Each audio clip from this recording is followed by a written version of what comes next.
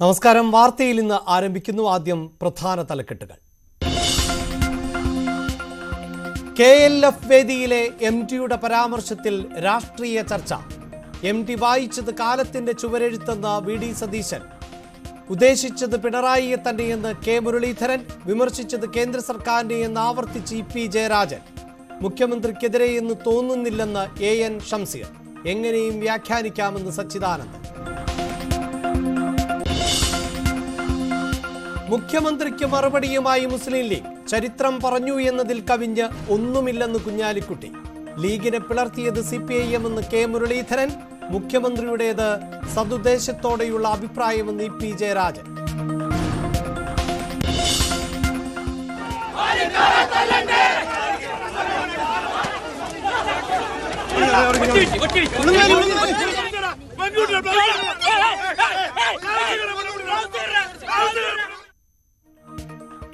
കണ്ണൂരിൽ യൂത്ത് കോൺഗ്രസ് മാർച്ചിന് നേരെ പോലീസിന്റെ അതിക്രമം. നിലത്തു വീണ വനിതാ പ്രവർത്തകയുടെ മുടിയിൽ ചവിട്ടിപ്പിടിച്ചു.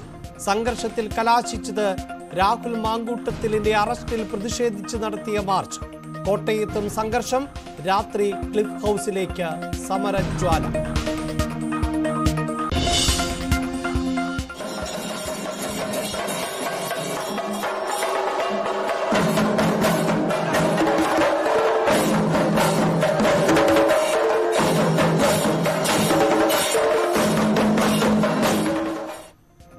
എരുമേലിയിൽ പേട്ടതുള്ളൽ. അമ്പലപ്പുഴ സംഘത്തിന്റെ പേട്ടതുള്ളൽ പുരോഗമിക്കുന്നു. ആലങ്ങാട് സംഘത്തിന്റെ പേട്ടതുള്ളൽ ഉച്ച കഴിഞ്ഞ്. മകരവിളക്കിനൊരുങ്ങി സന്നിധാനം.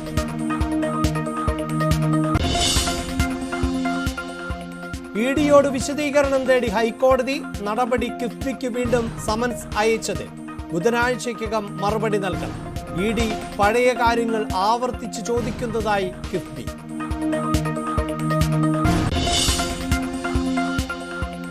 മുംബൈയിലെ അടൽ സേതു കടൽപ്പാലം പ്രധാനമന്ത്രി ഇന്ന് രാജ്യത്തിന് സമർപ്പിക്കും. ഉദ്ഘാടനം 3:30. രാജ്യത്തെ ഏറ്റവും നീളം കൂടിയ കടൽപ്പാലം.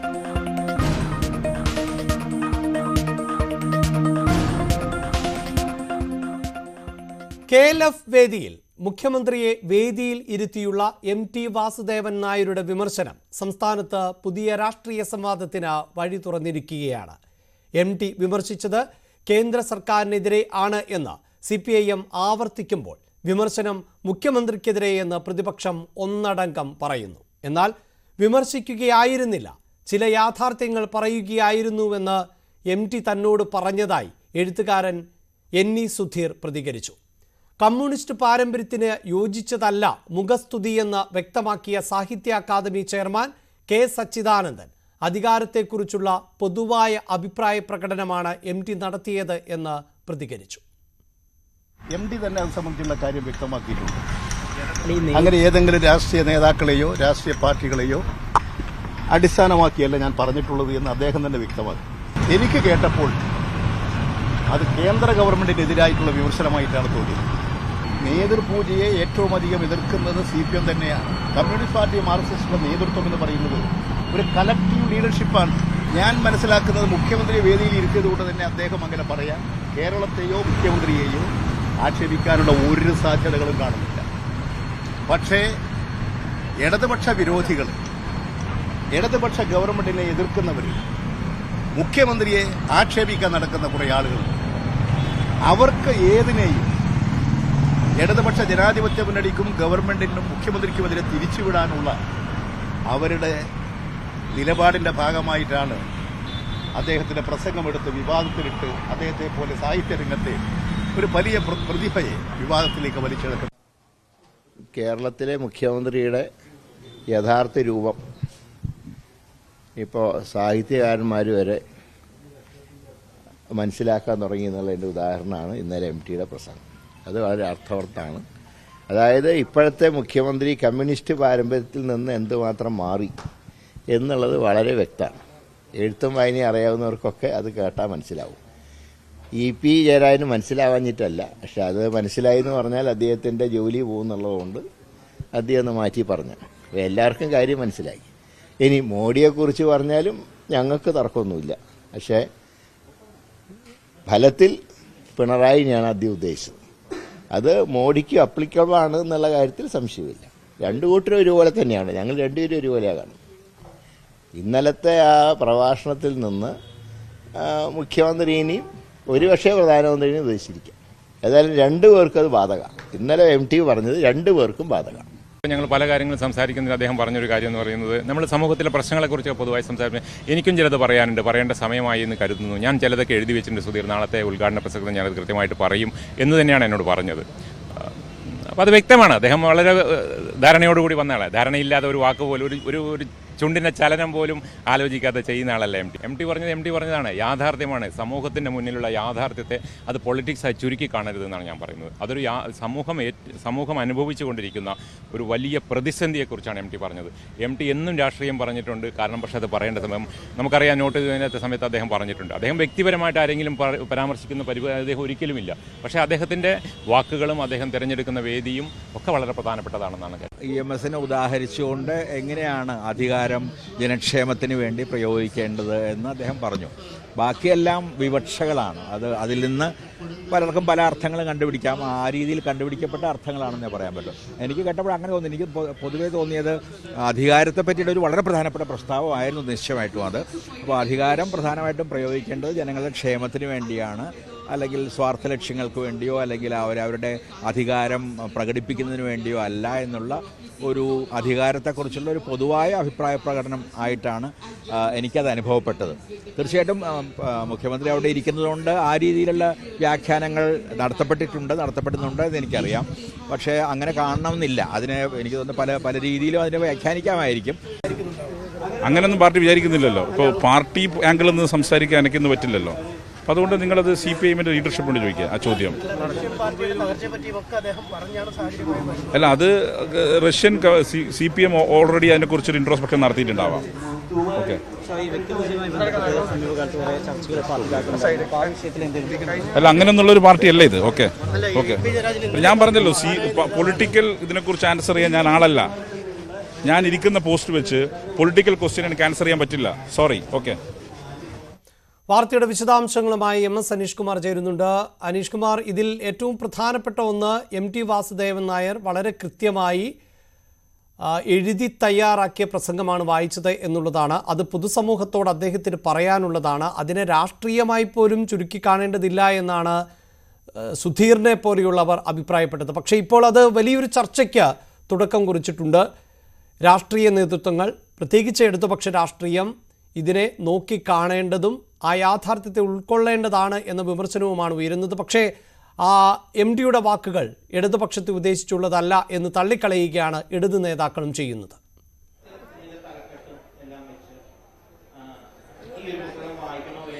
തീർച്ചയായും അഭിലാഷ്, MTയുടെ ഒരു ക്ലാസിക് സൃഷ്ടി പോലെ വായിക്കുമ്പോൾ പലതലങ്ങളുള്ള അല്ലെങ്കിൽ പല ശരങ്ങൾ പലയിടങ്ങളിലും കൊള്ളുന്ന തരത്തിലുള്ള ഒരു മഹത്തായ പ്രസംഗം തന്നെയാണ് അദ്ദേഹം കോഴിക്കോട് നടത്തിയതെന്ന വിലയിരുത്തലാണ് ഉണ്ടാവുന്നത്. അതിൻ്റെ തുടർചലനങ്ങൾ ഇന്നലെ മുതൽ ഇപ്പോൾ വന്നുകൊണ്ടിരിക്കുന്നു. ഇന്ന് നിരവധി പ്രതികരണങ്ങളാണ് ഇതുമായി ബന്ധപ്പെട്ട് വരുന്നത്. CPMഉം സർക്കാരും ഇത് തങ്ങളെ ഉദ്ദേശിച്ച് MT നടത്തിയ ഒരു പ്രസംഗമല്ല എന്ന വാദത്തിൽ തന്നെ ഉറച്ചു നിൽക്കുന്നു. കേന്ദ്ര സർക്കാരിൻ്റെ നയങ്ങൾ അല്ലെങ്കിൽ കേന്ദ്രത്തിലെ ഏകാധിപത്യ നയങ്ങൾ എന്നിവയാണ് MT ഉദ്ദേശിച്ചതെന്ന് പറയുന്നു. എന്നാൽ MTയുമായി അടുത്ത വൃത്തങ്ങൾ നൽകുന്നത് കൃത്യമായി നിശ്ചയിച്ചുറപ്പിച്ച തെരഞ്ഞെടുത്ത പദാവലികൾ പ്രയോഗിച്ചുള്ള ഒരു പ്രസംഗം തന്നെയാണ് താൻ നടത്തിയത് എന്നാണ്. അതാണ് NE സുധീർ പറഞ്ഞത്. ഈ പ്രസംഗത്തിന് മുമ്പ് തന്നെ ലിറ്ററേച്ചർ ഫെസ്റ്റിവലിൽ താൻ ഒരു പ്രസംഗം നടത്താൻ പോകുന്നുണ്ട്, അതിൻ്റെ തയ്യാറെടുപ്പുകൾ പൂർത്തിയായിരിക്കുന്നുവെന്ന് പറയുകയും പ്രസംഗശേഷം ഈ വിമർശനങ്ങൾ ഉയരുന്നത് ചൂണ്ടിക്കാണിച്ചപ്പോൾ താൻ വിമർശനമല്ല, രാഷ്ട്രീയ വിമർശനമല്ല ഉന്നയിച്ചത്, താൻ പറഞ്ഞത് യാഥാർത്ഥ്യങ്ങളാണ്, ഇത് ആരെങ്കിലും ഉൾക്കൊള്ളുകയാണെങ്കിൽ അത്രയും നല്ലത് എന്ന് MT പറഞ്ഞു വെക്കുകയും ചെയ്തിരിക്കുന്നു. അതുകൊണ്ട് തന്നെ അതിൽ ഈ വാക്കുകളുമായി ബന്ധപ്പെട്ട എല്ലാ അർത്ഥവുമുണ്ട്. കാരണം ഒരു അധികാരത്തിലൊരു കക്ഷി അല്ലെങ്കിൽ ഒരു രാഷ്ട്രീയ പാർട്ടി ഏറിക്കഴിഞ്ഞാൽ ജനസേവനം എന്ന തലത്തിൽ നിന്നും മാറി ഏകാധിപത്യത്തിലേക്ക് തിരിയുന്ന സംസ്കാരത്തെക്കുറിച്ച് അദ്ദേഹം പറയുന്നു. റഷ്യയിൽ കമ്മ്യൂണിസം എങ്ങനെ തകർന്നു, റഷ്യയിലെ കമ്മ്യൂണിസത്തിനുണ്ടായ അപജയങ്ങളെക്കുറിച്ച് ആലോചനകൾ നടക്കുമ്പോൾ ഇത്തരമൊരു അപജയമുണ്ടെന്ന് അംഗീകരിക്കാൻ പോലും തയ്യാറാവാത്ത നേതൃത്വത്തെക്കുറിച്ച് പറയുന്നു. അതിനുശേഷം റഷ്യയിലുണ്ടായ കമ്മ്യൂണിസ്റ്റ് പാർട്ടികൾക്കുണ്ടായ തകർച്ചയെക്കുറിച്ചും പറയുന്നു. ഇവിടെയും ഏതാണ്ട് സമാന അവസ്ഥയിൽ തന്നെയാണ് സാഹചര്യങ്ങളെന്നാണ് പ്രതിപക്ഷം വിലയിരുത്തുന്നത്. കാരണം വിമർശനങ്ങൾ ഉന്നയിക്കുമ്പോഴും ഈ വിമർശനം തങ്ങളെക്കുറിച്ചാണ് അല്ലെങ്കിൽ തങ്ങൾക്ക് കൂടി ബാധകമാണ് എന്നുപോലും ഉൾക്കൊള്ളാൻ തയ്യാറാവാത്ത ഭരണപക്ഷമാണ് ഉള്ളത് എന്ന് വിമർശനം ഉന്നയിക്കുന്നു. നമുക്കെന്തായാലും നിലവിൽ MD പറഞ്ഞതിൽ നിന്നും ഒരിഞ്ച് പോലും പിന്നോട്ട് പോയിട്ടില്ല. അദ്ദേഹത്തിൻ്റെതായി ഒരു പ്രസ്താവനയോ അല്ലെങ്കിൽ ഒരു തിരുത്തൽ കുറിപ്പോ വന്നിട്ടില്ല. സമൂഹത്തിൽ പല തട്ടുകളിലും പല തരത്തിലും അദ്ദേഹത്തിന്റെ വാക്കുകൾ വായിച്ചുകൊണ്ടിരിക്കുന്ന ഒരു സാഹചര്യം. ലിറ്ററേച്ചർ ഫെസ്റ്റിവലിൽ എത്തുന്ന സാഹിത്യകാരന്മാർ തന്നെ പലരും ഇക്കാര്യത്തിൽ അഭിപ്രായം പറയുന്നു. വ്യക്തിപൂജയിൽ അഭിരമിക്കുന്നത് കമ്മ്യൂണിസ്റ്റ് ശൈലിയല്ല എന്ന് സച്ചിദാനന്ദന് പോലും തുറന്നു പറയേണ്ട ഒരു സാഹചര്യം. MTയുടെ വിമർശനം ഒരുപക്ഷെ അങ്ങനെയെങ്കിൽ അത്തരത്തിൽ വേണമെങ്കിൽ പരിഗണിക്കാമെന്ന് അദ്ദേഹത്തിന് പറയേണ്ടി വരുന്ന ഒരു സാഹചര്യമുണ്ട്. മറ്റു പല ആളുകളും ഇപ്പോൾ ഈ സ്ഥലത്തുണ്ട്. അവരോടൊക്കെ മാധ്യമങ്ങൾ പ്രതികരണങ്ങൾ തേടുകയും അവർ പ്രതികരണങ്ങൾ അറിയിക്കുകയും ചെയ്യുന്നുണ്ട്. എന്തായാലും VD സതീശന്റെ വാക്കുകൾ തന്നെ കടമെടുത്താൽ ബംഗാളിലെ പാർട്ടിയുടെ തകർച്ചയുടെ തുടക്കകാലത്തിൽ ജ്ഞാനപീഠ പുരസ്കാര ജേതാവായ മഹാശ്വേതാ ദേവിയാണ് ആദ്യം CPM-നെതിരെ പരസ്യമായി പ്രതികരിച്ച് രംഗത്തെത്തിയത്. അതിനുശേഷമാണ് പിന്നീട് ബുദ്ധിജീവികളും സാഹിത്യകാരന്മാരും സിനിമാ നടന്മാരും ഒക്കെ അല്ലെങ്കിൽ സിനിമാ താരങ്ങളുമൊക്കെ CPM-നെ ബംഗാളിലെ CPM ഭരണത്തിനെതിരെ രംഗത്തെത്തുകയും പിന്നീട് പാർട്ടി തകർച്ചയുടെ പടുകുഴിയിലേക്ക് നീങ്ങുകയും ചെയ്തത്. എന്തായാലും മഹാശ്വേതാ ദേവിയെ അനുസ്മരിപ്പിക്കുന്ന വാക്കുകളാണ് MD കേരളത്തിൽ പറഞ്ഞതെന്നാണ് VD സതീശൻ പറയുന്നത്. അത്തരത്തിൽ കാലത്തിന്റെ ചുവരെഴുത്ത് CPM വായിക്കാൻ തയ്യാറാവണം. അങ്ങനെയെങ്കിൽ അത് കേരളത്തിന് ഗുണകരമെന്നും സതീശൻ പറയുന്നുണ്ട്. എന്തായാലും MTയുടെ ഈ വാക്കുകൾ ചൊല്ലിയുള്ള തുടർ ചർച്ചകൾ ഇപ്പോഴും പുരോഗമിക്കുന്നു. ഇനി ദിവസങ്ങളോളം കേരള രാഷ്ട്രീയത്തിൽ ഇത് വലിയ ചലനങ്ങൾ തന്നെ സൃഷ്ടിക്കും. അഭിലാഷ്, തീർച്ചയായും MTയുടെ പ്രതികരണം ഇപ്പോഴും മറ്റ് തലത്തിൽ വിലയിരുത്തപ്പെടുകയാണ്. വിവിധ രാഷ്ട്രീയ കോണുകളിൽ നിന്ന് സാംസ്കാരിക സാമൂഹിക മേഖലയിലുള്ളവരുടെ പ്രതികരണങ്ങളും വന്നുകൊണ്ടിരിക്കുന്നു. കാലത്തിന്റെ ചുവരെഴുത്ത് CPIM വായിക്കണമെന്ന് പ്രതിപക്ഷ നേതാവ് VD സതീശൻ ന്യൂസ് 18നോട് പറഞ്ഞു. MTയുടെ വിമർശനം ബധിരകർണങ്ങളിൽ പതിക്കരുത്. നിഷ്പക്ഷത ചമഞ്ഞ് ഭരണകൂടത്തിന്റെ തെറ്റുകളെ മറച്ചുവെക്കാനും ന്യായീകരിക്കാനും മത്സരിക്കുന്ന സാംസ്കാരിക പ്രമുഖർക്കു കൂടിയുള്ള താക്കീതാണ് MTയുടെ വാക്കുകൾ.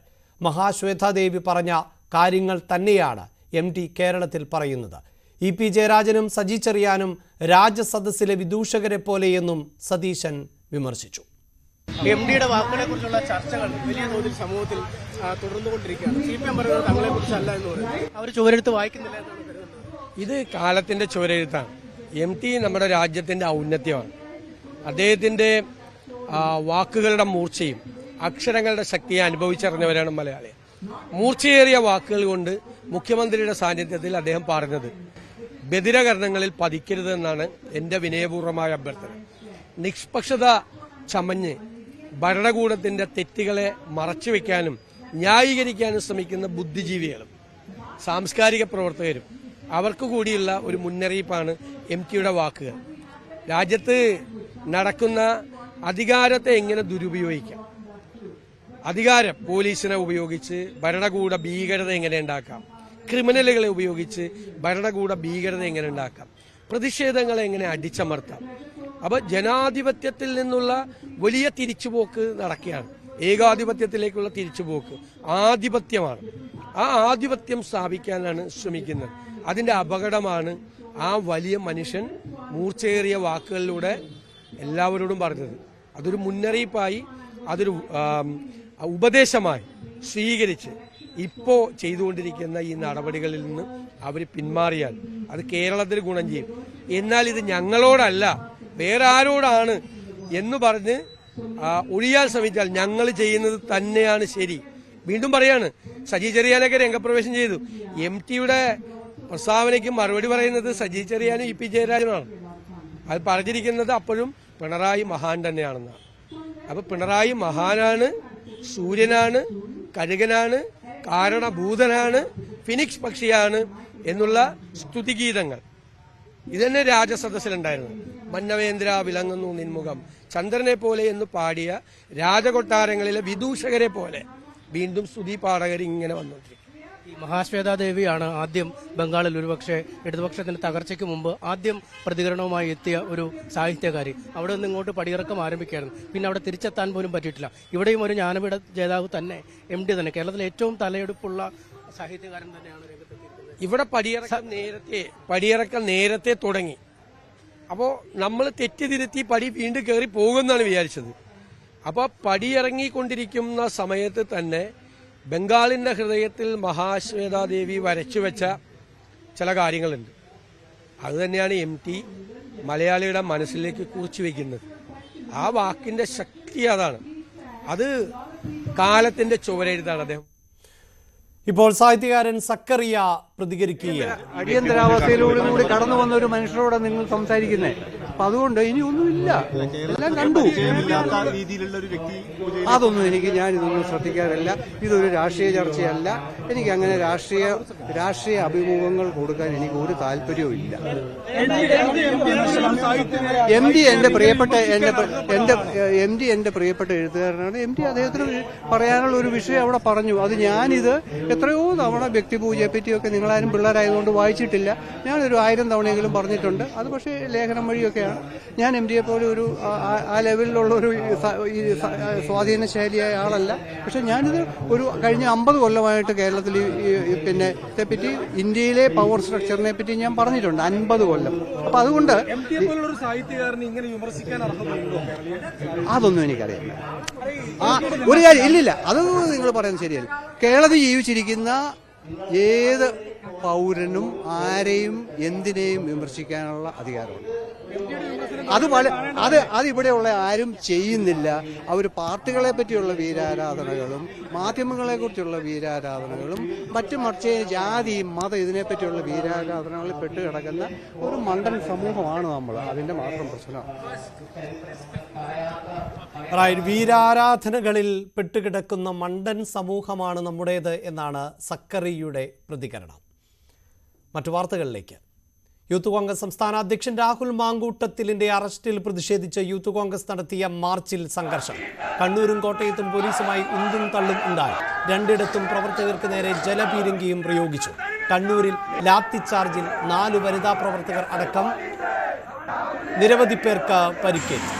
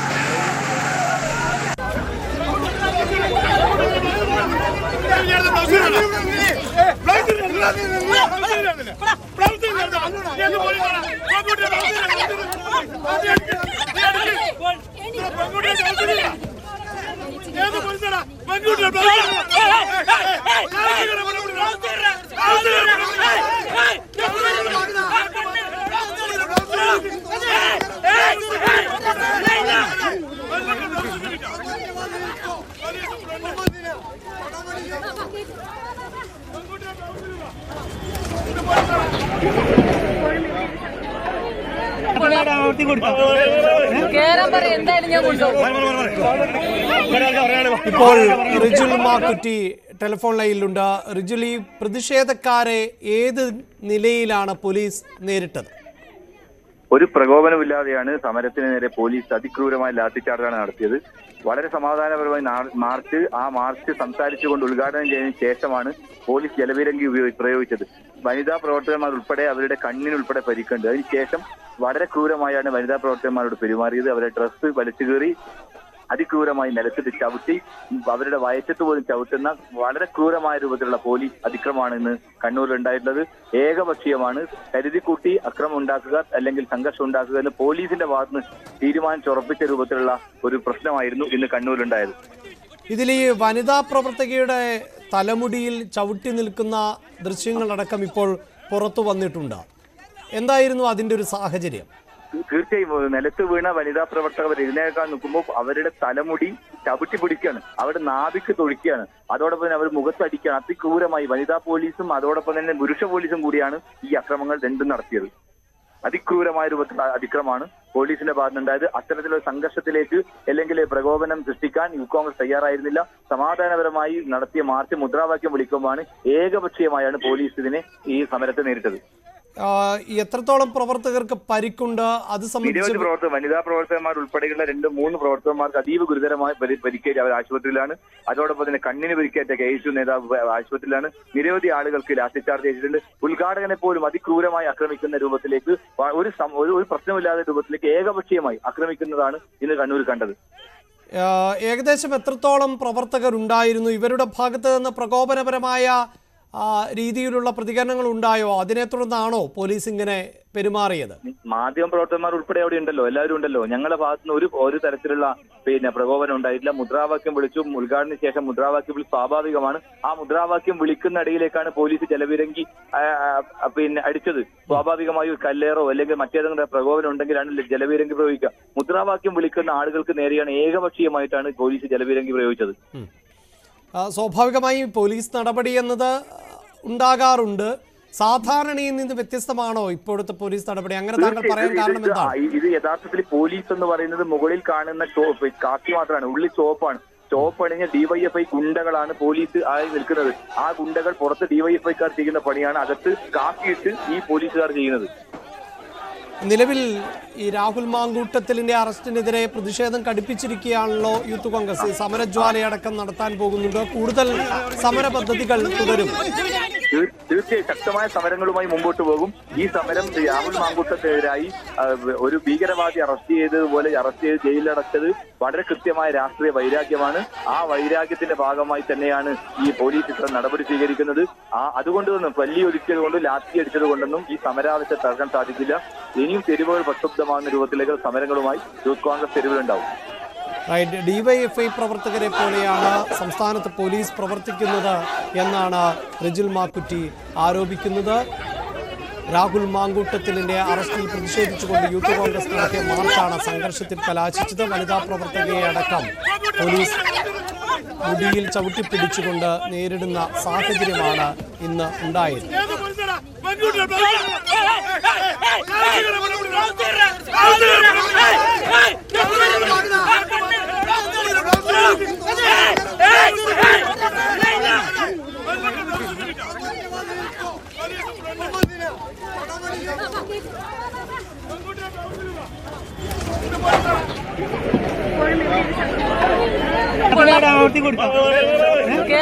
എന്തായാലും ഞാൻ കൊണ്ടുപോകും.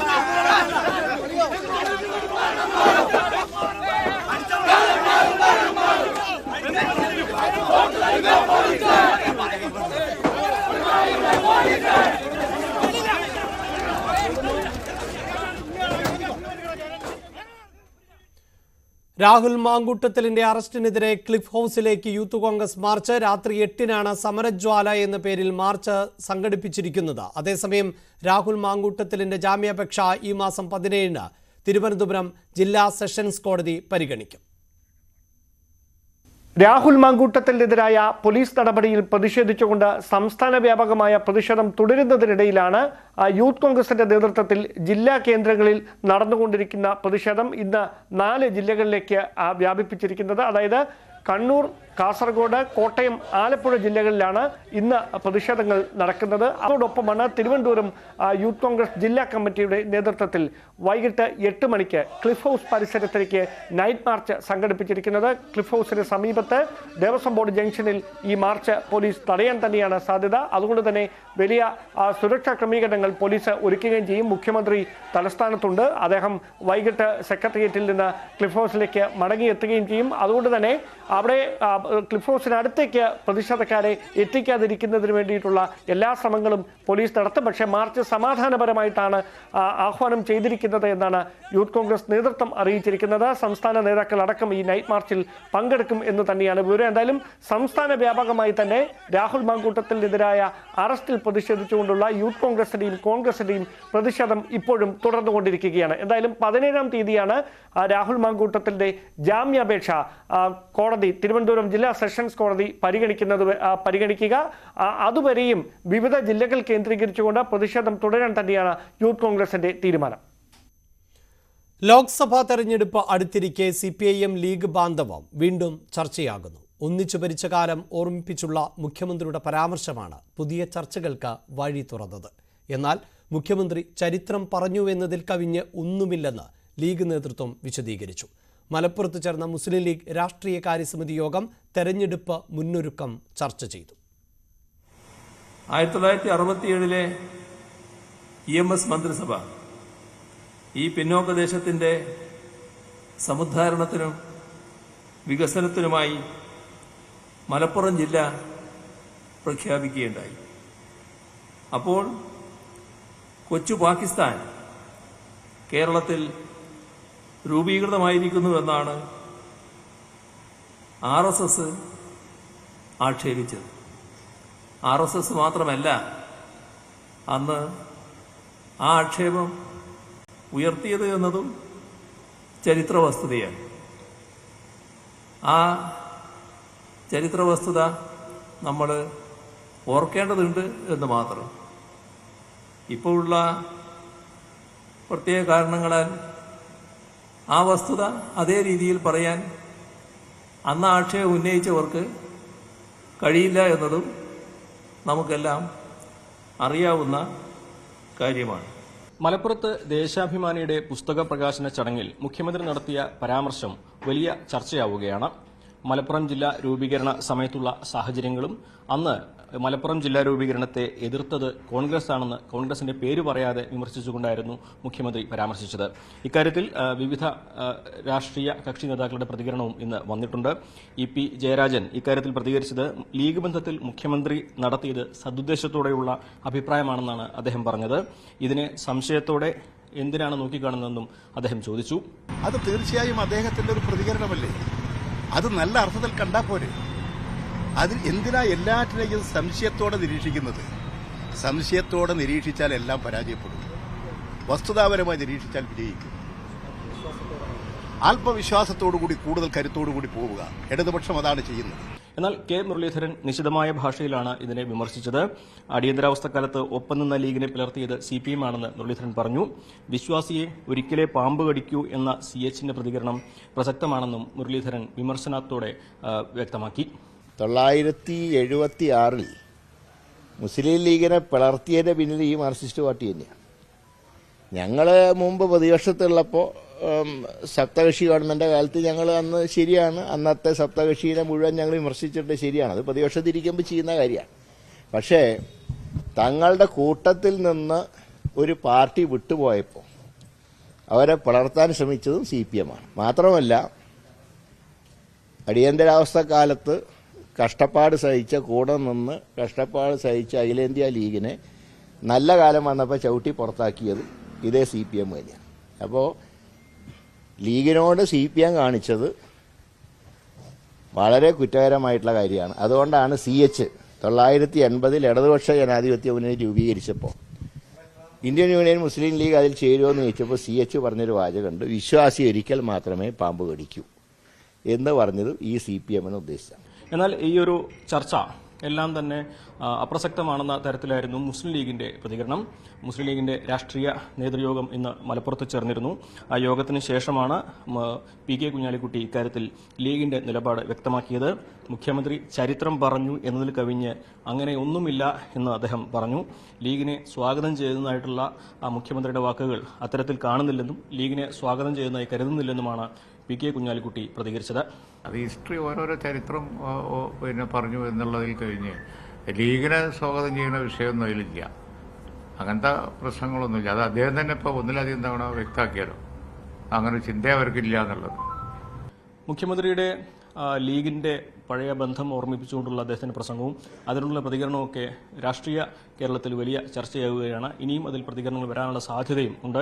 കാരണം പാർലമെന്റ് തെരഞ്ഞെടുപ്പ് മുന്നിൽ നിൽക്കെ മുഖ്യമന്ത്രി മലപ്പുറത്ത് നടത്തിയ ഈ ഒരു പ്രസംഗത്തിന്റെ രാഷ്ട്രീയ മാനങ്ങൾ വളരെ വലുതാണ്. അഖിലോട്ട് പറയ്ക്കൊപ്പം CV അനുമോദ്, ന്യൂസ് 18. സർക്കാർ ഗവർണർ പോര് തുടരുന്നതിനിടെ CPIM സംസ്ഥാന സെക്രട്ടേറിയറ്റ് യോഗം ചേരുന്നു. നയപ്രഖ്യാപന പ്രസംഗത്തിൽ ഗവർണർ എന്ത് നിലപാട് സ്വീകരിക്കുമെന്ന ആശങ്കയ്ക്കിടെയാണ് യോഗം. നയപ്രഖ്യാപന പ്രസംഗത്തിന്റെ കാര്യത്തിൽ ഗവർണർ ഉടക്കിട്ടാൽ സ്വീകരിക്കേണ്ട നിലപാട് യോഗം ചർച്ച ചെയ്യും. ലോക്സഭാ തെരഞ്ഞെടുപ്പ് ഒരുക്കങ്ങളും ചർച്ചയാകും.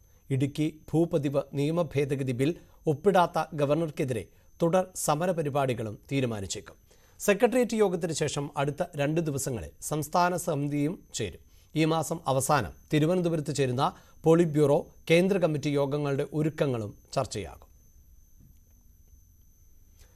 വിവാദ പരാമർശവുമായി SKSF നേതാവ് സംസ്ഥാന വൈസ് പ്രസിഡന്റ് സത്താർ പന്തല്ലൂർ സമസ്തയുടെ പണ്ഡിതന്മാരെ പ്രയാസപ്പെടുത്താൻ വരുന്നവരുടെ കൈവെട്ടാൻ പ്രവർത്തകർ ഉണ്ടാകുമെന്നാണ് പരാമർശം. മലപ്പുറത്ത് SKSF മുക്കദസ് സന്ദേശ യാത്രയുടെ സമാപന റാലിയിലായിരുന്നു വിവാദ പരാമർശം അവർ തന്നെ വിലയിരുത്തട്ടെ എന്നായിരുന്നു PK കുഞ്ഞാലിക്കുട്ടിയുടെ പ്രതികരണം.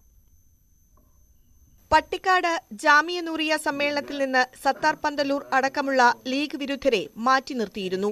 ഈ വിവാദം തീരും മുമ്പാണ് സത്താർ പന്തല്ലൂരിന്റെ പരാമർശം. സമസ്ത മുഷാവറ ഒരു തീരുമാനമെടുത്താൽ അത് അംഗീകരിക്കണം. പണ്ഡിതന്മാരെ പ്രയാസപ്പെടുത്താൻ വരുന്നവരുടെ കൈവെട്ടാൻ SKSS പ്രവർത്തകർ ഉണ്ടാകുമെന്ന് സത്താർ പന്തല്ലൂർ പറഞ്ഞു.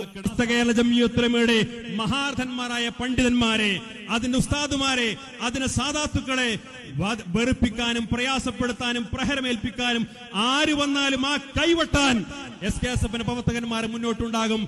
സത്താർ പന്തല്ലൂരിന്റെ പ്രസംഗത്തിലുടനീളം മുസ്ലിം ലീഗിനും സാദിഖ് അലി തങ്ങൾക്കുമെതിരെയുള്ള ഒളിയമ്പുകൾ ഉണ്ടായിരുന്നു. തലയിരിക്കുമ്പോൾ വാലാടേണ്ടെന്ന സാദിഖ് അലി തങ്ങളുടെ പരാമർശം സൂചിപ്പിച്ചായിരുന്നു വിമർശനം.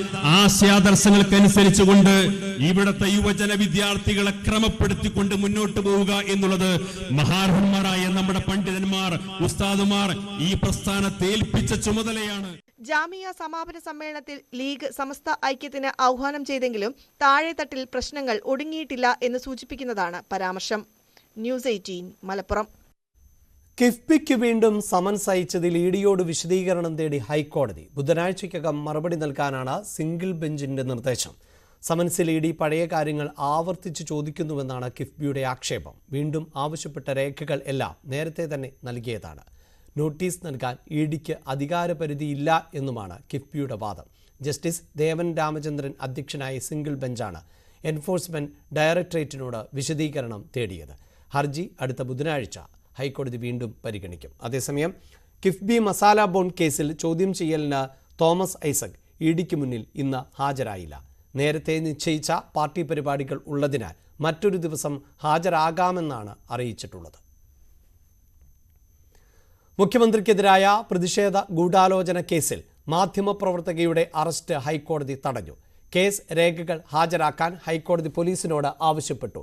FIR റദ്ദാക്കണമെന്ന മാധ്യമപ്രവർത്തകയുടെ ഹർജിയിലാണ് നടപടി.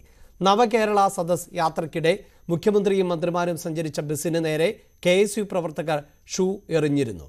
ഇതിന്റെ ഗൂഢാലോചനയിലാണ് മാധ്യമപ്രവർത്തകയെ പോലീസ് പ്രതി ചേർത്തത്. ഭക്തി നിർഭരമായി എരുമേലി പേട്ടതുള്ളൽ. ആചാരപ്പെരുമയിൽ അമ്പലപ്പുഴ സംഘം പേട്ടതുള്ളി. എരുമേലി കൊച്ചമ്പലത്തിൽ നിന്ന് 12 മണിയോടെയാണ് അമ്പലപ്പുഴ സംഘം പുറപ്പെട്ടത്. ഗജവീരന്മാരും വാദ്യമേളങ്ങളും അകമ്പടിയായി. പേട്ടതുള്ളി വാവരുപള്ളിയിൽ എത്തിയ സംഘത്തെ ജമാഅത്ത് കമ്മിറ്റി എതിരേറ്റു. വൈകുന്നേരം ആലങ്ങാട് സംഘവും പേട്ടതുള്ളി.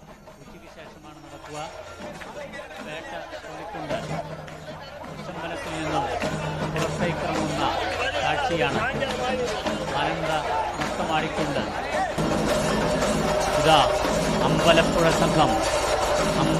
സംഘം കൊച്ചമ്പലത്തിൽ നിന്നും പേട്ട തുള്ളിക്കൊണ്ട് പുറത്തേക്ക് വരുന്ന കാഴ്ചയാണ്. മനോഹരമായ മകരവിളക്കിന് സന്നിധാനത്തും പമ്പയിലും സുരക്ഷ ശക്തമാക്കാൻ പോലീസ് 14-15 തീയതികളിൽ കൂടുതൽ പോലീസിനെ വിന്യസിക്കുമെന്ന് സ്പെഷ്യൽ ഓഫീസർ സുജിത് ദാസ് പറഞ്ഞു. 15-ന് രാവിലെ 11 വരെ മാത്രമേ പമ്പയിൽ നിന്ന് തീർത്ഥാടകരെ കടത്തിവിടൂ. ആളുകളെ സുരക്ഷിതമായി തിരിച്ചിറക്കുന്നതിന് പദ്ധതി തയ്യാറാക്കുമെന്നും സ്പെഷ്യൽ ഓഫീസർ പറഞ്ഞു.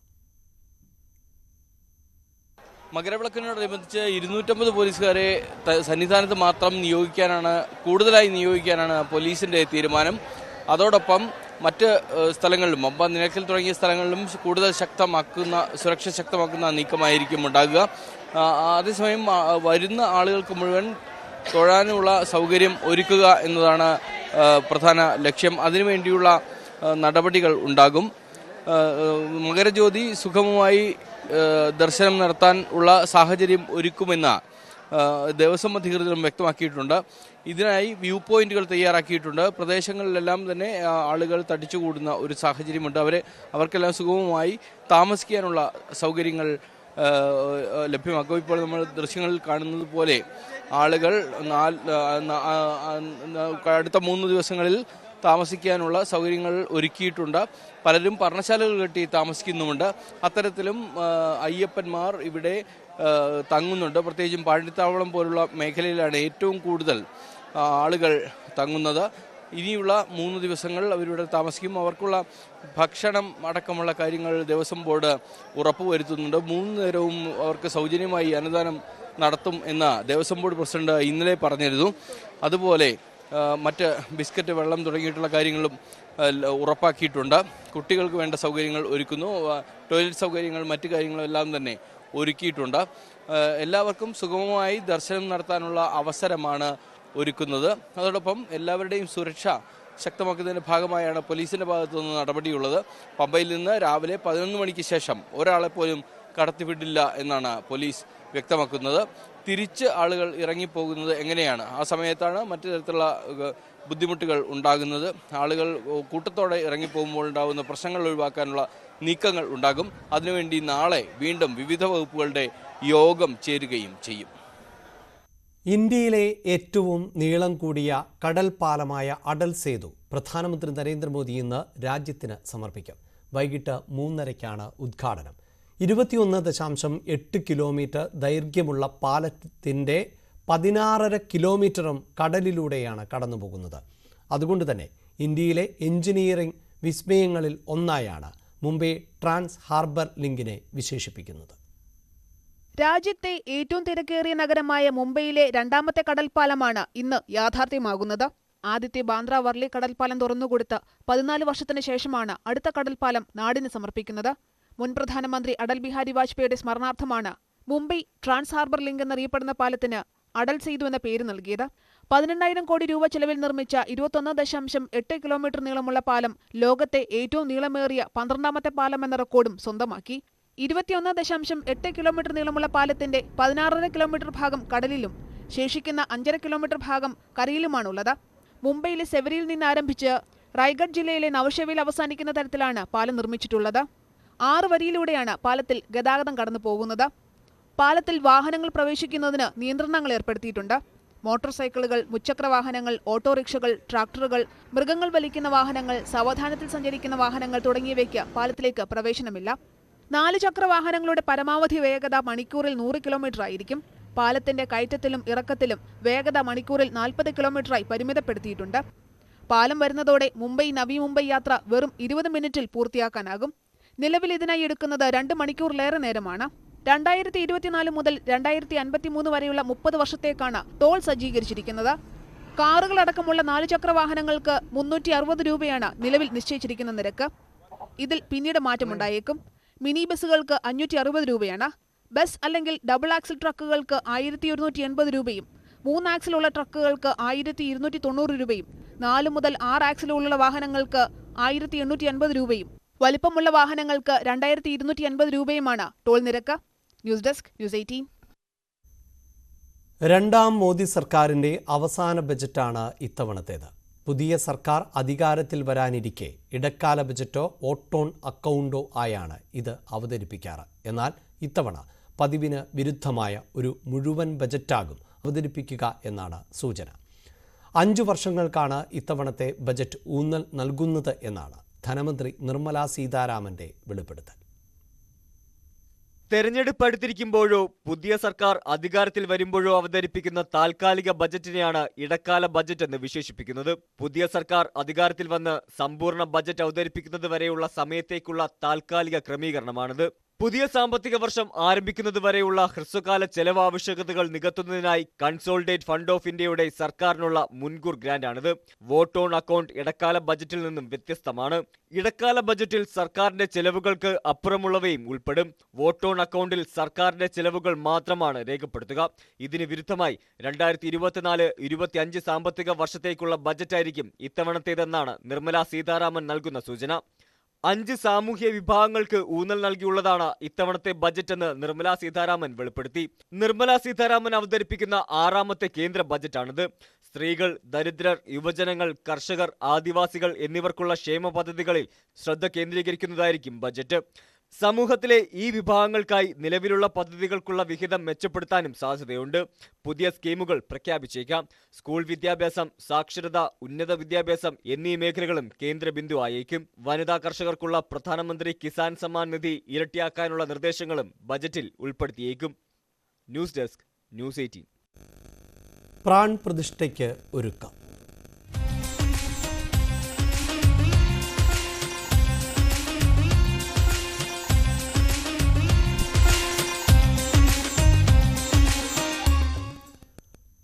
അയോധ്യ രാമക്ഷേത്രം പ്രതിഷ്ഠയ്ക്ക് ഒരുങ്ങുമ്പോൾ വിശ്വാസികളോടൊപ്പം സന്തോഷിക്കുന്നവരാണ് സഞ്ചാരികൾ. ഇന്ത്യയിൽ വലിയ സാധ്യതയാണ് ആധ്യാത്മിക ടൂറിസത്തിനുള്ളത്. അതിന് രാമക്ഷേത്രം വലിയൊരു സഹായമാകും. വരും വർഷങ്ങളിൽ ആധ്യാത്മിക ടൂറിസം ഇന്ത്യയിൽ വർദ്ധിക്കുമെന്ന റിപ്പോർട്ടുകളാണ് ഇപ്പോൾ വരുന്നത്. അടുത്ത 7 വർഷത്തിനുള്ളിൽ ഇന്ത്യയിൽ സ്പിരിച്വൽ ടൂറിസം 7 മുതൽ 9% വരെ വളർച്ച പ്രാപിക്കുമെന്നാണ് റിപ്പോർട്ട്.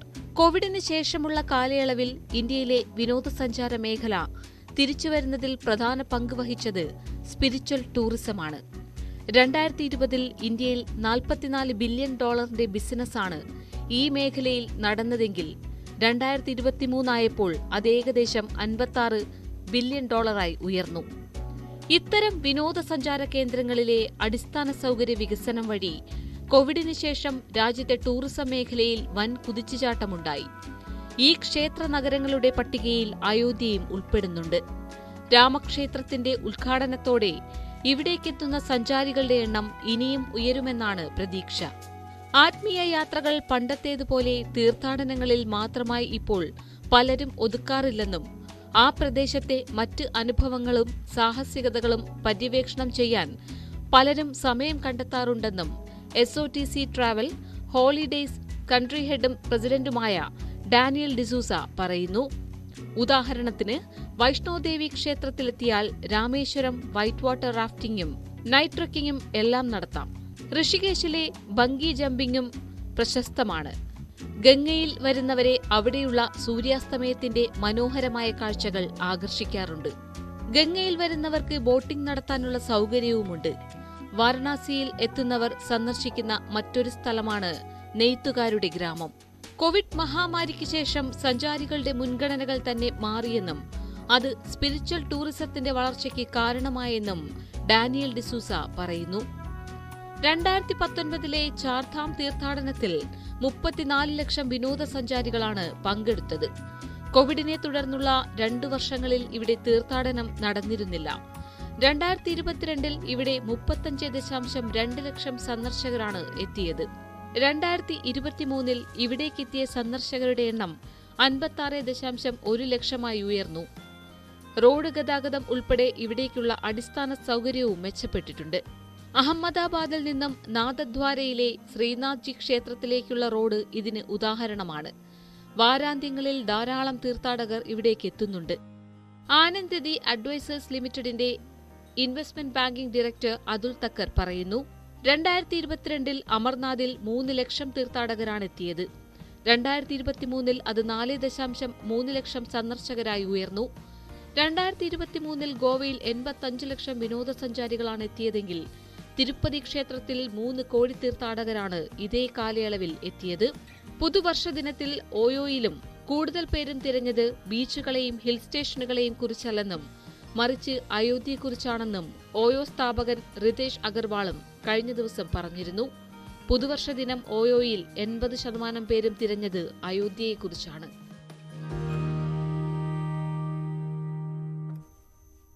രാമക്ഷേത്രങ്ങളിലൂടെ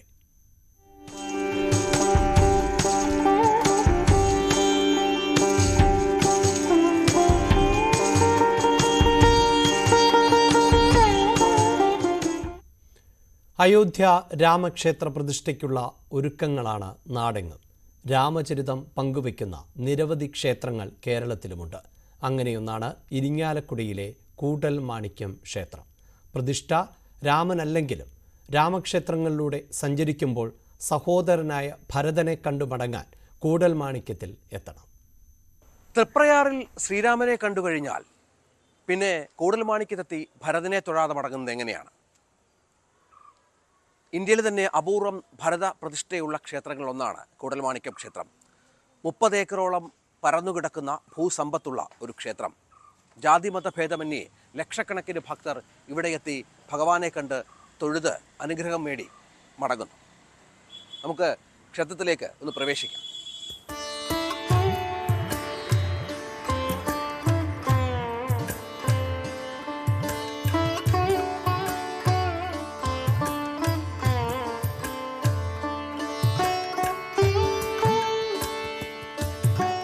ഒരാൾ പൊക്കമുള്ള ഭരത പ്രതിമ ദ്വാപരയുഗത്തിൽ ശ്രീകൃഷ്ണ പൂജ ഏറ്റുവാങ്ങിയ ശ്രീരാമ പ്രതിമയ്ക്കൊപ്പമുള്ളത്. വനവാസത്തിനു പോയ സഹോദരൻ ശ്രീരാമൻ മടങ്ങിവരുന്ന സന്തോഷം നിറഞ്ഞ ഭാവമുള്ള പ്രതിഷ്ഠയാണിത്. ഉപദേവതകളില്ല. ക്ഷേത്ര ചടങ്ങുകൾക്കും മറ്റുള്ള ക്ഷേത്രങ്ങളെക്കാൾ ഏറെ വ്യത്യാസങ്ങൾ. വഴുതനിങ്ങ വഴിപാടും മീനൂട്ടുമൊക്കെ വ്യത്യസ്തമായ ആചാരങ്ങൾ.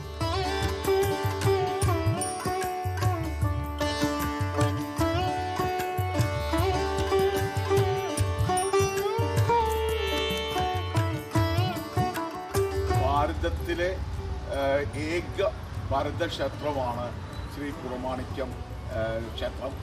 ഇതിലെ പ്രത്യേകത എന്ന് പറയുന്നത് നിങ്ങൾക്കറിയാം, മാലമ്പലക്കാലത്ത്, ഒരു മാസം നീണ്ടു നിൽക്കുന്ന മാലമ്പലക്കാലത്ത് കേരളത്തിൻ്റെ, തമിഴ്നാടിൻ്റെ, കർണാടകത്തിൻ്റെ നാനാഭാഗത്തു നിന്ന് ലക്ഷക്കണക്കിന് ആൾക്കാരാണ് നാലമ്പലം തൊഴാൻ വരിക.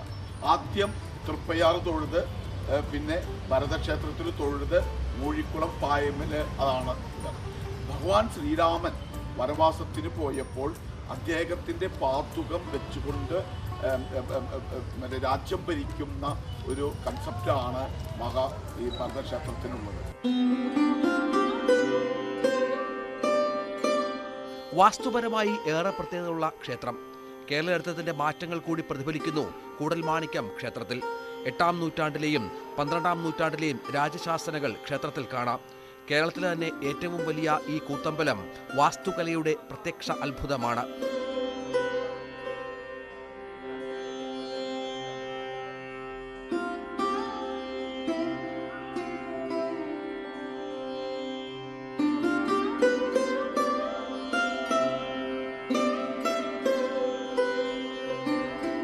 വലിയ 4 കുളങ്ങൾ ക്ഷേത്രത്തെ വലം വെക്കുന്നു. കൂടൽമാണിക്യമെന്ന പേരിന്റെ ചരിത്രവും കൗതുകമുണർത്തുന്നതാണ്. 2 നദികളുടെ സംഗമം കൂടലായെന്നും മാണിക്യമെന്നത് ശിവഭക്തരായ ജൈനരുടെ സംഭാവനയെന്നുമാണ് ഐതിഹ്യം. ധനേഷിനൊപ്പം രഞ്ജിത് രാമേന്ദ്രൻ, ഇരിങ്ങാലക്കുട. പ്രധാനമന്ത്രി ലക്ഷദ്വീപിൽ സന്ദർശനം നടത്തിയതോടെ രാജ്യത്തിന്റെ വിവിധ ഭാഗങ്ങളിൽ നിന്ന് മാലിദ്വീപിലേക്ക് അവധിക്കാലം ആഘോഷിക്കാൻ പോകാൻ ഇരുന്നവർ യാത്ര റദ്ദാക്കി. ലക്ഷദ്വീപിലേക്ക് പോകാനാണ് അവരുടെ പ്ലാൻ. അതുപോലെ നിരവധി പേർ ലക്ഷദ്വീപിൽ ഒന്ന് പോയി വരാമെന്ന് തീരുമാനിച്ചിട്ടുണ്ട്. അങ്ങനെ പോകാൻ ആഗ്രഹിക്കുന്നവർ അറിഞ്ഞിരിക്കേണ്ട ചില കാര്യങ്ങളുണ്ട്. അവിടേക്കുള്ള യാത്രയുടെ നിയമങ്ങളും ചില ക്രമീകരണങ്ങളുമൊക്കെ.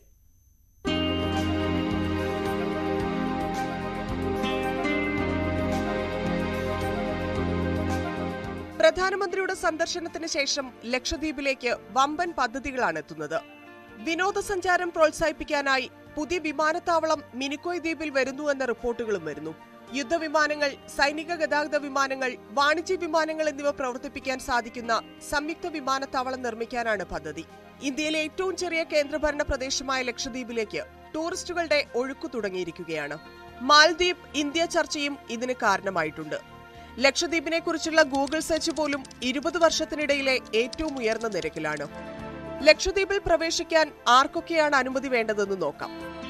ദ്വീപ് സ്വദേശിയല്ലാത്ത ഏതൊരു വ്യക്തിക്കും പെർമിറ്റിനനുസൃതമായി ദ്വീപുകളിൽ പ്രവേശിക്കുകയോ താമസിക്കുകയോ ചെയ്യാം. പെർമിറ്റിന് എങ്ങനെ അപേക്ഷിക്കാം? ലക്ഷദ്വീപ് സന്ദർശിക്കാനുള്ള പെർമിറ്റിന് അപേക്ഷിക്കാൻ പ്രധാനമായും 2 മാർഗങ്ങളുണ്ട്. ഒന്നാമത്തേത് ഓൺലൈൻ പെർമിറ്റ്. പെർമിറ്റിന് അപേക്ഷിക്കാനുള്ള ഏറ്റവും എളുപ്പവും വേഗമേറിയതുമായ മാർഗമാണിത്. ഇ പെർമിറ്റ് പോർട്ടൽ സന്ദർശിച്ച് ഒരു അക്കൗണ്ട് ഉണ്ടാക്കി നമ്മുടെ വിവരങ്ങൾ അതിൽ രേഖപ്പെടുത്തണം. അതിനുശേഷം ദ്വീപും യാത്രാ തീയതിയും തെരഞ്ഞെടുക്കുക. ആവശ്യമായ രേഖകൾ അപ്ലോഡ് ചെയ്യുകയും തുക അടയ്ക്കുകയും ചെയ്ത ശേഷം യാത്രയ്ക്ക് 15 ദിവസം മുൻപ് ഇമെയിൽ വഴി പെർമിറ്റ് ലഭിക്കും. മറ്റൊന്ന് ഓഫ്ലൈൻ പെർമിറ്റാണ്. ലക്ഷദ്വീപ് അഡ്മിനിസ്ട്രേഷൻ വെബ്സൈറ്റിൽ നിന്ന് അപേക്ഷാ ഫോം ഡൗൺലോഡ് ചെയ്യുക. അല്ലെങ്കിൽ കവരത്തിയിലെ ജില്ലാ കളക്ടറുടെ ഓഫീസിൽ നിന്നും ഫോം ലഭ്യമാകും. ഫോം ലഭിച്ച ശേഷം അവ പൂരിപ്പിച്ച് രേഖകൾ അറ്റാച്ച് ചെയ്ത് കളക്ടറുടെ ഓഫീസിൽ സമർപ്പിക്കുക. ഓഫ്ലൈൻ അധികം ആരും തെരഞ്ഞെടുക്കാറില്ല, കാരണം കൂടുതൽ സമയമെടുത്തേക്കാം. ഇനി പെർമിറ്റ് ലഭിക്കാൻ ആവശ്യമായ രേഖകൾ ഏതെല്ലാമെന്ന് നോക്കാം. ഒരു passport size photo, Aadhaar card, voters ID പോലെ വാലിഡ് ആയിട്ടുള്ള ഒരു ഐഡന്റിറ്റിയുടെ കോപ്പി, താമസിക്കാൻ പോകുന്ന ഹോട്ടൽ ബുക്ക് ചെയ്തതിന്റെ തെളിവ്. പെർമിറ്റ് ലഭിക്കുന്നതിനുള്ള അപേക്ഷാ ഫീസ് 50 രൂപയും ഹെറിറ്റേജ് ഫീസ് 100 രൂപയുമാണ്. 18 വയസ്സിന് മുകളിലുള്ളവർക്ക് ഹെറിറ്റേജ് ഫീസ് 200 രൂപയാണ്. പെർമിറ്റിന്റെ സാധുത സാധാരണയായി 30 ദിവസത്തേക്കാണ്. എന്നാലും പ്രത്യേക കേസുകളിൽ കൂട്ടി നൽകാറുണ്ട്. ലക്ഷദ്വീപിൽ എങ്ങനെ എത്തിച്ചേരാം? ലക്ഷദ്വീപിലേക്കുള്ള പ്രവേശന കവാടമാണ് കൊച്ചി. അവിടെ നിന്നാണ് യാത്ര തുടങ്ങുന്നത്. കപ്പലുകളും വിമാനങ്ങളും സർവീസ് നടത്തുന്നുണ്ട്. ഒക്ടോബർ മുതൽ മെയ് വരെയുള്ള സീസണിൽ അഗത്തിയിൽ നിന്ന് കവരത്തിയിലേക്കും കടമത്തിയിലേക്കും ബോട്ടുകൾ ലഭ്യമാണ്. മഴക്കാലത്ത് അഗത്തിയിൽ നിന്ന് കവരത്തിയിലേക്ക് ഹെലികോപ്റ്ററിലും പോകാം. കൊച്ചിയിൽ നിന്ന് അഗത്തിയിലേക്കുള്ള ഫ്ലൈറ്റ് ഏകദേശം 1 മണിക്കൂർ 30 മിനിറ്റ് എടുക്കും. MV കവരത്തി, MV അറബിക്കടൽ, MV Lakshadweep, MV lagoon, MV corals, MV മിനിക്കോ എന്നീ 7 യാത്രാ കപ്പലുകൾ കൊച്ചി ലക്ഷദ്വീപ് ദ്വീപുകൾക്കിടയിൽ പ്രവർത്തിക്കുന്നു. യാത്രയ്ക്കായി തെരഞ്ഞെടുത്ത ദ്വീപിനെ ആശ്രയിച്ച് 14 മുതൽ 18 മണിക്കൂർ വരെ എടുക്കും. രാജ്യത്തെ ഏറ്റവും ചെറിയ കേന്ദ്രഭരണ പ്രദേശം സന്ദർശിക്കാൻ ഒരാൾ പദ്ധതിയിടുകയാണെങ്കിൽ ആദ്യം വരുന്നവർക്ക് ആദ്യം എന്ന അടിസ്ഥാനത്തിലാണ് പെർമിറ്റുകൾ നൽകുന്നത്. ഒക്ടോബറിനും മാർച്ചിനും ഇടയിലാണ് ദ്വീപ് സന്ദർശിക്കാനുള്ള നല്ല സമയം. ദ്വീപ് ശ്രദ്ധാപൂർവം തെരഞ്ഞെടുക്കുക എന്നതാണ് പ്രധാന കാര്യങ്ങളിലൊന്ന്. അവ ഓരോന്നും സഞ്ചാരികൾക്ക് അതുല്യമായ അനുഭവങ്ങൾ നൽകുന്നു.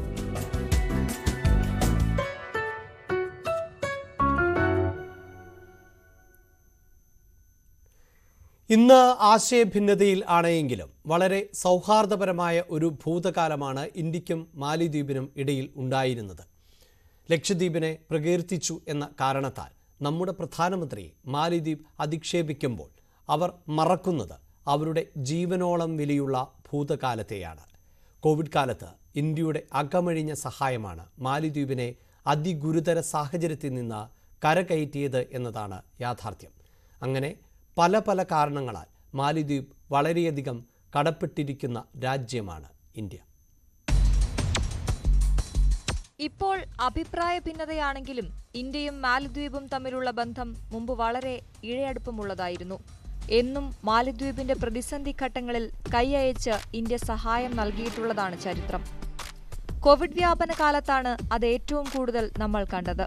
2021 കോവിഡ് 2ാം തരംഗത്തിൽ ഇന്ത്യൻ നിർമ്മിത വാക്സിൻ സ്വീകരിച്ച ആദ്യത്തെ രാജ്യം കൂടിയാണ് മാലിദ്വീപ്. വാക്സിൻ പുറത്തിറക്കി ദിവസങ്ങൾക്ക് പിന്നാലെയാണ് 3 ലക്ഷം ഡോസ് വാക്സിൻ ഇന്ത്യ മാലിദ്വീപിലെത്തിച്ചത്. മാലിദ്വീപിലെ മന്ത്രിമാർ ഇന്ത്യൻ പ്രധാനമന്ത്രിയെ വിമർശിച്ച് രംഗത്തെത്തിയ സാഹചര്യത്തിലാണ് ഇക്കാര്യങ്ങൾ വീണ്ടും ചർച്ചയാകുന്നത്. കഴിഞ്ഞ കുറച്ചു വർഷങ്ങളായി ഈ ചെറുദ്വീപ് രാജ്യത്തെ സഹായിക്കാൻ മുന്നിട്ട് നിന്ന രാജ്യം കൂടിയാണ് ഇന്ത്യ. കോവിഡ് രോഗം പിടിമുറുക്കിയിരുന്ന കാലത്ത് ചൈനയിലെ വുഹാനിൽ നിന്ന് മാലിദ്വീപ് പൗരന്മാരെ തിരികെ നാട്ടിലെത്തിക്കാനും അവരിൽ രോഗം മൂർച്ഛിച്ചവർക്ക് ചികിത്സ ഉറപ്പാക്കാനും ഇന്ത്യ ശ്രമിച്ചിരുന്നു. കോവിഡ് കാലത്ത് ഇന്ത്യയിൽ നിന്ന് ഒരു സംഘത്തെ മാലിയിലേക്ക് പറഞ്ഞയക്കാനും കേന്ദ്ര സർക്കാർ മുൻകൈയെടുത്തു. മാലിയിലെ ഹാനിമതു അന്താരാഷ്ട്ര വിമാനത്താവള വികസനത്തിനായി കേന്ദ്ര സർക്കാർ സാമ്പത്തിക സഹായം നൽകുകയും ചെയ്തിട്ടുണ്ട്. അതേസമയം നോളജ് ഷെയറിംഗ് കരാറിന്റെ ഭാഗമായി നിരവധി മാലി ഉദ്യോഗസ്ഥരാണ് ഇന്ത്യയിലെ വിവിധ സ്ഥാപനങ്ങളിൽ പരിശീലനം നേടിവരുന്നത്.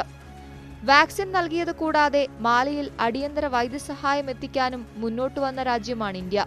ഡോക്ടർമാരുടെയും സാങ്കേതിക വിദഗ്ധരുടെയും ഒരു സംഘത്തെയാണ് അന്ന് മാലിയിലേക്ക് ഇന്ത്യ എത്തിച്ചത്. കയറ്റുമതി വിലക്ക് നിലനിന്നിരുന്നെങ്കിലും അവശ്യമരുന്നുകൾ മാലിദ്വീപിലെത്തിക്കാനും ഇന്ത്യ ശ്രമിച്ചിരുന്നു. ഒപ്പം വുഹാനിൽ നിന്ന് 9 മാലി പൗരന്മാരെ രക്ഷപ്പെടുത്തി തിരികെ നാട്ടിലെത്തിക്കാനും ഇന്ത്യക്ക് കഴിഞ്ഞു. അതോടൊപ്പം ഗുരുതര രോഗം ബാധിച്ച 37 മാലിദ്വീപ് പൗരന്മാരെ കൊച്ചിയിലെത്തിക്കാനും അവർക്ക് ആവശ്യമായ അടിയന്തര ചികിത്സ ഉറപ്പാക്കാനും ഇന്ത്യ മുന്നോട്ടു വന്നിരുന്നു. ക്യാൻസർ രോഗികളായിരുന്നു ഇക്കൂട്ടത്തിൽ കൂടുതൽ. കൂടാതെ വ്യോമസേനയുടെ ഓപ്പറേഷൻ സഞ്ജീവനിയുടെ ഭാഗമായി 6.2 ടൺ അവശ്യമരുന്നുകളും മറ്റുമാണ് മാലിദ്വീപിൽ ഇന്ത്യ എത്തിച്ചത്. വൈദ്യസഹായം നൽകി മാത്രമല്ല, മാലിയുടെ പശ്ചാത്തല സൗകര്യ വികസനത്തിലും ഏറെ സഹായം നൽകിയത് ഇന്ത്യയാണ്. ഇന്ത്യ മാലദ്വീപ് വികസന പങ്കാളിത്തത്തിന്റെ ഭാഗമായി 1.3 ബില്യൺ $ന്റെ 8 ലൈൻ ഓഫ് ക്രെഡിറ്റ് പദ്ധതികളാണ് കേന്ദ്ര സർക്കാർ മാലദ്വീപിന് സമ്മാനിച്ചത്.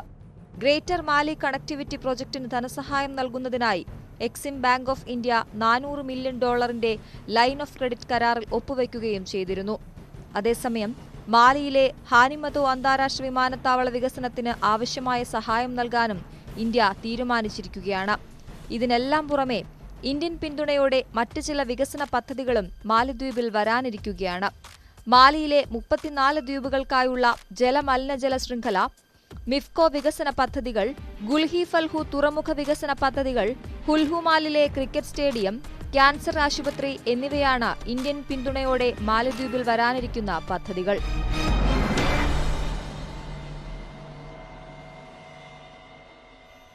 കൊല്ലത്ത് കുടുംബ വഴക്കിനെ തുടർന്ന് മക്കളെ കൊലപ്പെടുത്തി പിതാവ് തൂങ്ങി മരിച്ചു. പട്ടത്താനത്ത് സ്വദേശി ജോസ് പ്രമോദ്, മകൻ 9 വയസ്സുകാരൻ ദേവനാരായണൻ, മകൾ 4 വയസ്സുകാരി ദേവനന്ദ എന്നിവരെയാണ് മരിച്ച നിലയിൽ കണ്ടെത്തിയത്. ജീവനൊടുക്കുകയാണ് എന്ന് ജോസ് പ്രമോദ് സഹോദരനും ഭാര്യയ്ക്കും മൊബൈൽ സന്ദേശം അയച്ചിരുന്നു. തൃശൂരിൽ വൃദ്ധനെ മരമുട്ടിക്കൊണ്ട് തലയ്ക്കടിച്ച് കൊലപ്പെടുത്തി. കോടന്നൂർ സ്വദേശി പോൾ ആണ് മരിച്ചത്. ബന്ധുവായ കൊച്ചുപോൾ എന്ന രവിയെ അറസ്റ്റ് ചെയ്തു. കൊക്കാല ഇറച്ചി മാർക്കറ്റിൽ ഇന്നലെ രാത്രിയായിരുന്നു സംഭവം. മദ്യപാനത്തിനിടെയുണ്ടായ തർക്കമാണ് കൊലപാതക കാരണം.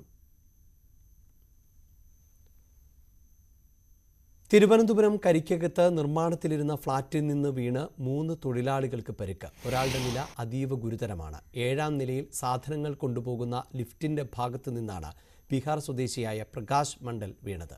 താഴെ നിന്നിരുന്ന മറ്റു 2 പേരുടെ മുകളിലേക്ക് പ്രകാശ് മണ്ഡൽ വീഴുകയായിരുന്നു. വീഴ്ചയ്ക്കിടെ ഇരുമ്പ് പൈപ്പുകളിൽ തട്ടുകയും ചെയ്തു. ഇടുക്കിയിൽ കല്ലാറിൽ പഞ്ചായത്തിന്റെ മാലിന്യ പ്ലാന്റിൽ കാട്ടാനയെത്തി. ഒറ്റക്കൊമ്പുള്ള ആന ശുചീകരണ തൊഴിലാളികൾ പണി ചെയ്യുന്നതിനിടെ പ്ലാന്റിൽ പ്രവേശിക്കുകയായിരുന്നു. തൊഴിലാളികൾ സമീപത്തെ കെട്ടിടത്തിൽ ഓടിക്കയറി രക്ഷപ്പെട്ടു. പ്ലാന്റിന് സമീപത്ത് 2 ആനകൾ നിലയുറപ്പിക്കാൻ തുടങ്ങിയിട്ട് ദിവസങ്ങൾ ആയെങ്കിലും ആന പ്ലാന്റിൽ പ്രവേശിച്ചത് ഇന്നലെയാണ്. പടയപ്പയും ഇതിനു മുമ്പ് ഇവിടെ എത്തിയിട്ടുണ്ട്. ഇന്നത്തെ സ്വർണം വെള്ളി നിരക്കുകൾ. കവിത ഗോൾഡ് ആൻഡ് ഡയമണ്ട്സ് ഇന്നത്തെ സ്വർണം വെള്ളി നിരക്കുകൾ നിങ്ങൾക്കായി സമർപ്പിക്കുന്നത്. വലിയ സ്വപ്നങ്ങൾ, വലിയ സന്തോഷങ്ങൾ, വലിയ collection. Kavitha gold and diamonds. സ്വർണം 22 ക്യാരറ്റ് ഗ്രാമിന് 5745 രൂപ. പവൻ 45,960. 18 ക്യാരറ്റ് ഗ്രാമിന് 4780. പവൻ 38,240. വെള്ളി ഗ്രാമിന് 78 രൂപ. Kilo 78,000. Kavitha gold and diamonds ഇന്നത്തെ സ്വർണം വെള്ളി നിരക്കുകൾ നിങ്ങൾക്കായി സമർപ്പിക്കുന്നത്. വലിയ സ്വപ്നങ്ങൾ, വലിയ സന്തോഷങ്ങൾ, വലിയ collection. Kavitha gold and diamonds. വാർത്തയിൽ ഇന്ന് പൂർണ്ണമാകുന്നു. കൂടുതൽ വാർത്തകൾക്കും വിശദാംശങ്ങൾക്കും malayalam.news18.com സന്ദർശിക്കുക. നമസ്കാരം.